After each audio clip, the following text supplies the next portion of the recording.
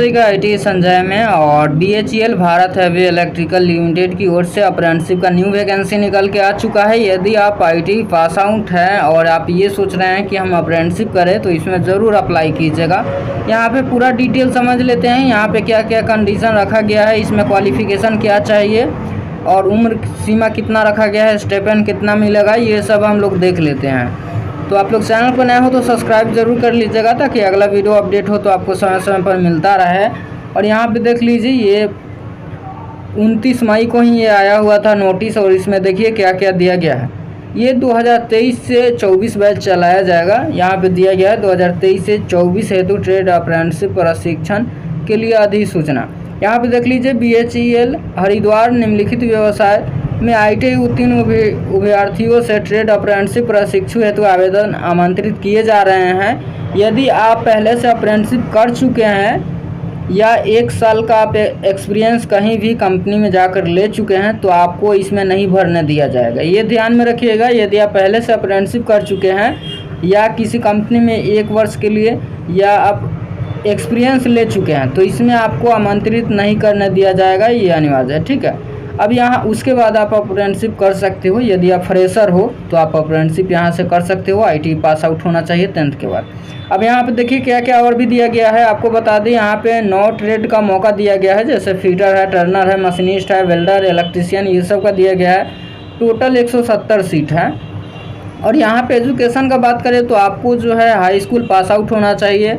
उसके बाद एनसीवीटी से आईटी पास आउट होना चाहिए। एससीवीटी का भी मौका दिया गया है, आगे हम लोग बात करेंगे, ठीक है। यहीं पे ये आपको 10th पास आउट होना चाहिए, हाई स्कूल आपको पास आउट होना चाहिए। उसके बाद आपका आईटीआई भी पास आउट होना चाहिए। यहाँ पे एनसीवीटी के द्वारा मान्यता प्राप्त होना चाहिए। 2020 में आपको पास आउट होना चाहिए, 21 में और 22 में या 23 में आप हो तो आप भर सकते हो, ठीक है। यहाँ पे पूरा दिया गया है। और यहाँ पे क्या है पूरा और भी देख लीजिए, ये 65% यहाँ पे दिया गया है, तो इसका यहाँ पे पूरा डिटेल दे दिया गया है।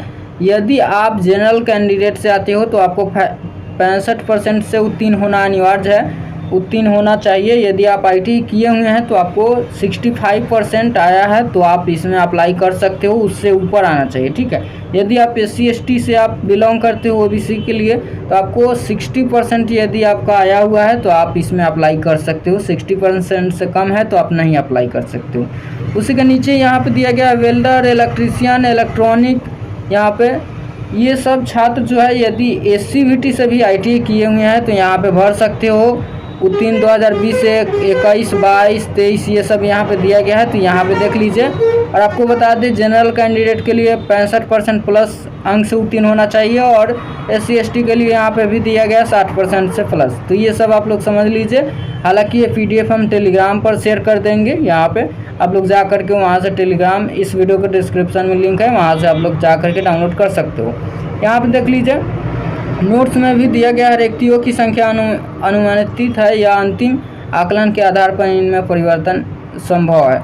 आयु सीमा क्या रखा गया है तो देख लीजिए, 1/6/2023 के अनुसार आपका होना चाहिए, उससे जोड़ा जाएगा, जिसमें 18 वर्ष कम से कम होना चाहिए न्यूनतम आयु, और अधिकतम जो है 27 वर्ष यहाँ पे होना चाहिए। ये आप लोग देख लीजिए।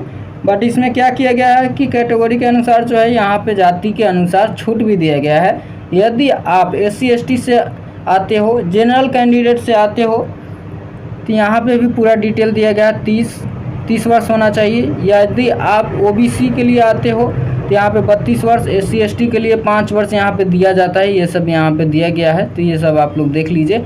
ये आपको तो 27 वर्ष होना चाहिए, जनरल के लिए है।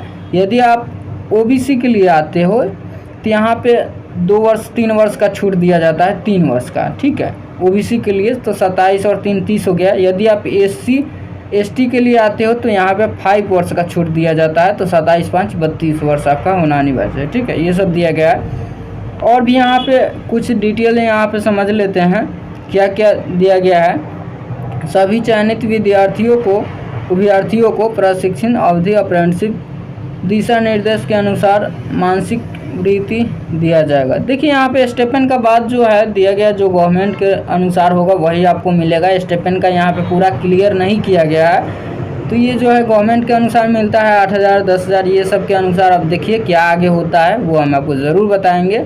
आरक्षण भी यहाँ पे दिया गया है, ये सब पढ़ लीजिएगा, ये टेलीग्राम पर मिल जाएगा आप लोगों को लिए, ठीक है। यहाँ पे ये सब पूरा दिया गया है, ओबीसी के लिए क्या क्या आरक्षण यहाँ पे मिलेगा, ये सब यहाँ पे आप लोग देख लीजिए।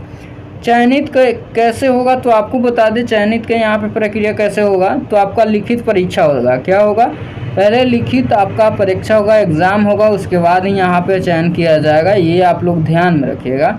यदि किसी ट्रेड की योग्य विद्यार्थियों संख्या रिक्तियों की संख्या कम या बराबर होती है तो सभी योग्य विद्यार्थियों को संधि तौर पर प्रशिक्षण के लिए बुलाया जाएगा। ये सब भी यहाँ पे दिया गया है। आवेदन की प्रक्रिया जो है आप कहाँ कर सकते हो, तो apprenticeindia.gov.in के वेबसाइट पर भी आप लोग आवेदन कर सकते हो, नहीं तो यहाँ पे दूसरा भी दिया गया है, आप ये BHEL के आप साइट पर भी आप लोग जा कर के क्या कर सकते हो, यहाँ पे आवेदन कर सकते हो, ठीक है। और भी यहाँ पे डिटेल है, पूरा पढ़ लीजिएगा। जो मेन इम्पोर्टेंट था वो हम आपको पूरा डिटेल बता चुके हैं। और यहाँ पे भी देख लीजिए, ऑनलाइन आवेदन पत्र भरने हेतु प्रारंभिक तिथि जो है ये शुरू हो चुका है 29 मई से, और ये 12 जून तक ही भरा जाएगा, तो समय बहुत कम है। आप लोग जितना जल्दी हो सके भर लीजिए, क्योंकि समय बहुत कम है, ठीक है। तो आप लोग ज़रूर भरिए और एग्ज़ाम ज़रूर दीजिएगा, क्योंकि एग्ज़ाम के ऊपर ही आप लोगों का यहाँ पे चयन किया जाएगा। आपका कोई मन में डाउट है तो कमेंट बॉक्स में ज़रूर लिखिएगा। और अप्रेंटिसशिप का कोई भी अपडेट पाने के लिए आप लोग चैनल को सब्सक्राइब ज़रूर कर लीजिए। इस चैनल के माध्यम से आपको IT से जुड़े अप्रेंटिसशिप मिलते रहता है समय समय पर। आपका IT पास आउट होना चाहिए, 10th प्लस IT आपका होना अनिवार्य है, वो भी ITI में 60% प्लस होना चाहिए। यदि आप जनरल कैंडिडेट से आते हैं तो 65%, ठीक है, प्लस होना चाहिए। ये सब ध्यान में रखिएगा। और NCVT से होना चाहिए। SCVT से यदि आप इलेक्ट्रीशियन से हो, फिटर से हो, तो ये आप SCVT से भी भर सकते हो। तो ये आप लोग आवेदन कर लीजिए। चलिए, ज़्यादा समय नहीं, मिलते हैं नेक्स्ट वीडियो में। वीडियो आइंदा देखने के लिए आपका बहुत बहुत धन्यवाद।